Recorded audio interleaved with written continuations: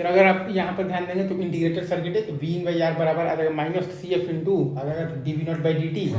तो V naught आ जाएगा हमारे पास minus one by R into C F into integral of the V in into D T. और गेन हमारे पास आ जाएगा one by omega into R into C F, मतलब कि one by two pi F into R into C F.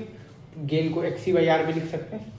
और decibels में लिखिएगा तो 20 लॉग आ जाएगा हमारे पास one by two pi F into R into C F, मतलब कि माइनस 20 लॉग आ जाएगा two pi R into C F minus आ जाएगा बेसिकली 20 लॉग एफ।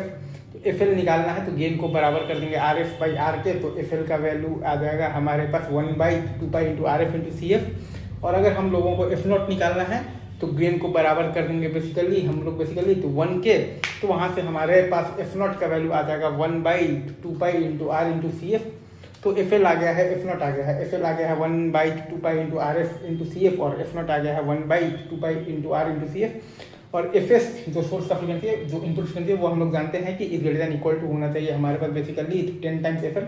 और ग्राफ में मैंने आपको बेसिकली एफ एल और एफ नॉट और आर एफ बाई आर दिखा रखा है। अगर एफ एल से कम फ्रीक्वेंसी लेंगे तो हमारे पास वो काम करेगा बेसिकली एम्पलीफायर की, और अगर एफ एल से एफ नॉट के बीच में लेंगे तो वो काम करेगा बेसिकली इंटीग्रेटर का, ठीक है, राइट। और बाकी गेन डेसिबल लिख रखा है और सर्किट बना रखा है, और वी नॉट आता है minus one by R into C F into integral of the V into D T.